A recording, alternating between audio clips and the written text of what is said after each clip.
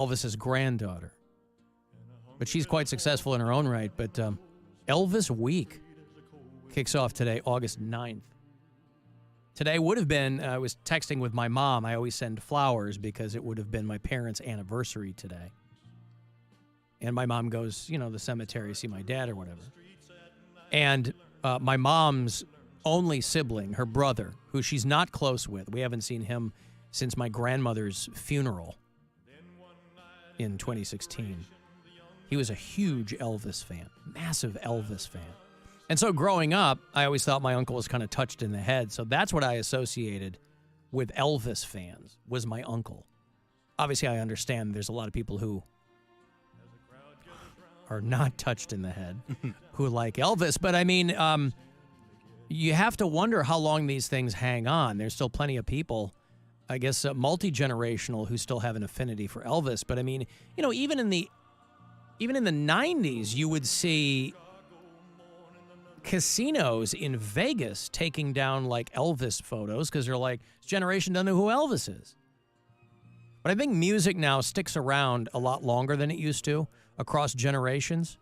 And it gets rediscovered. Yeah. And because you'll see memes all the time, right? Where they're like, music from the 2000s is as far away from us as music from the, when you were in the year 2000, music from the 60s or 50s or whatever. Yeah. And, but so Elvis Week starts today and runs for 9 days. So Elvis fans also don't know how long a week is, I guess. But this is run largely through Graceland. And there have to be people in this audience who probably still consider themselves really big Elvis fans. 50,000 Elvis fans can't be wrong, to quote Adam Sandler. And, of course, he's buried at Graceland Mansion, along with his parents, Lisa Marie Presley, who died young, his daughter, and other family members. You know how, like, Trump buries people in his golf course? Like Ivanka is in the golf course? Ivana is in the golf course. They've put Elvis in. And again, my dad and Elvis Presley were born in the same town. They were both born in Tupelo, Mississippi. And so I think locally my dad had some kind of affinity for Elvis, but it was never music that was on in my house. I would hear my dad kind of crooning Elvis occasionally. But my mom was always playing music in her house, and Elvis was not part of her repertoire. So I'd never heard it unless I was at my uncle's house. Elvis died August 16th, 1977. So the anniversary of that is coming up. So I don't know. I don't personally know any people who are still into Elvis. I know there's a lot of people who bristle at his description when they call him the king of rock and roll. Because obviously it's all about timing, pop music, and Elvis came up in a time where he was able to lift liberally from all of the black R&B and rock artists who weren't getting any attention. And he was a good-looking white dude who was getting all the girls moister than an oyster. And so that's what oysters are moist. If you're doing it right, I guess. I mean, I'm not. If you're doing it right, oysters are moist. You heard me. Yeah. You dig up a dry oyster, you've probably got something wrong. That reminds me, I got to get that 5-pound bag of oysters out of my fridge. Oh, yeah, that's I wonder what smelled. That's probably done. We're waiting until tomorrow to empty the fridge. Yeah, I'll probably go. We haven't even opened it up. I opened up the freezer to see if there was any ice left, and it was mostly melted, but I needed ice for my Owala mug, and so I grabbed some and put it in there because it's the only place I was going to get cold water, but we're going to finally dig out the fridge tomorrow. That should be fun. But Elvis Week beginning today. Speaking of Elvis, I've got Kids Corner. It ain't easy being a kid. Now look at what you gone done did. Whoa, it's time for Kids Corner. Kids Corner! You kind of have to know at this point that anytime you read about somebody who describes themselves as a pedophile hunter, they're going to get scooped up doing something gross. You know, I think of maybe a year or so ago, maybe longer than that. You know, about once a year, I'll go to the mall, and then the day after, or the Monday after, I'll come on here and talk about how I can't believe there's still so many people at the mall. It's like an annual conversation that I'll have. Right. As in the span of that year, I have forgotten how many people are at the mall. Last time we were at Great Northern, maybe a year and a half ago, and there was a guy walking around in a T-shirt that said something to the effect of like, kills pedophiles dead. Or those people always get, they're projecting, right? They're always, well, there's a guy named Riley Carter who is a city councilman out in Aberdeen, Washington, which is Kurt Cobain's hometown, by the way. It's a coastal town a couple hours from Seattle. And this guy, Riley Carter, was all over social media. He was a city councilman. He's wearing red caps that say, "Make pedophiles afraid again." And he got arrested for child rape. So I don't know why you call so much attention to yourself in the opposite way if you're doing stuff you very much should not be doing.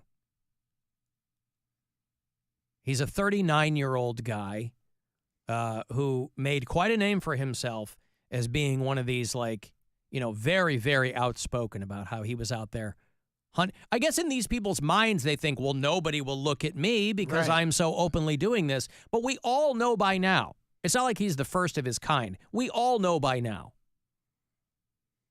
that when these people are really leaning into it, they're compensating for something. And so he's been scooped up after a kid reported to his parents that this guy had been having him over or something. The victim noted that Riley Carter would unplug a camera that was present in the victim's bedroom before the incidents. And he was taken into custody. Yuck. Yeah, it's all really, really gross.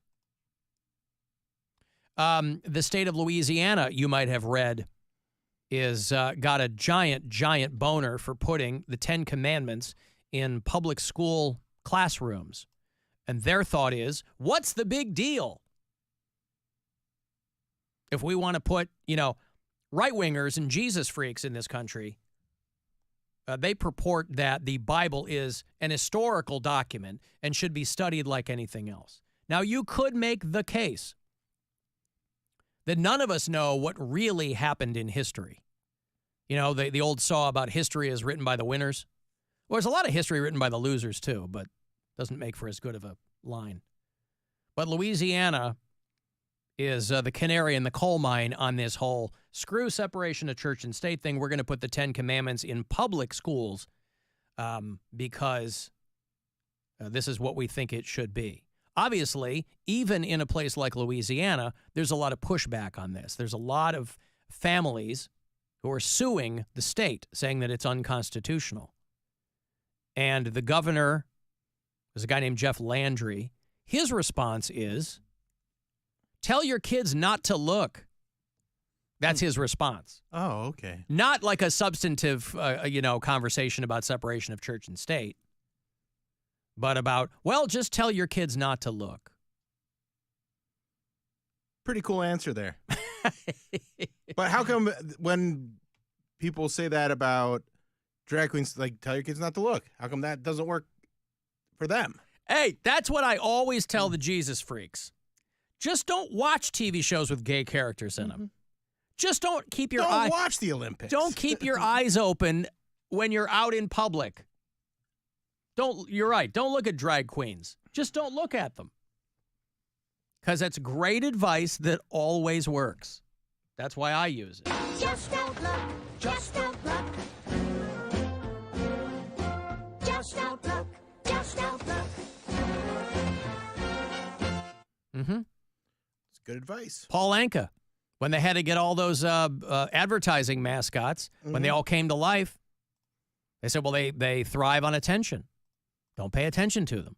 It's the same thing with people on social media and all that stuff. Yeah. Don't pay attention. and they kind of go away. Alan, I'm 42, and I'm a diehard Elvis fan. You simply must visit Graceland at some point. You would love Memphis.